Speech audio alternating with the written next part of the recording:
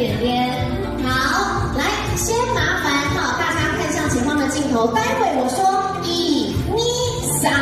好，3的时候就请帮我把礼物盒打开喽。好，请看前面，来，萌萌送优雷扎黑哈，1、2、3，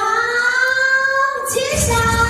可以看到我们这个活动内容，有我们的大闸顶 OP， 还有我们的客家市集。来，我先请乡长右手边的贵宾右手大拇指给我，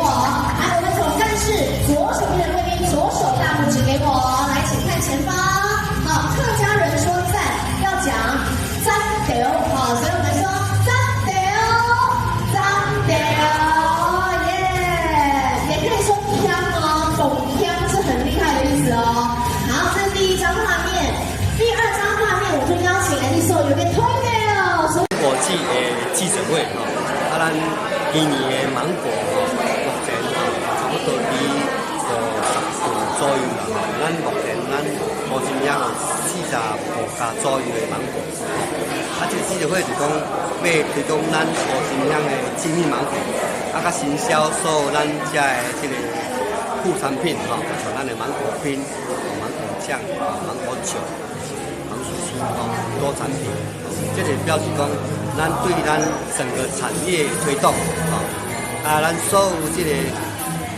今日做的记者会是讲发表，咱结合咱的客委会来凸显咱这个埔心乡的芒果这个产业。咱的芒果也纯度达到甜度达到20度，加1度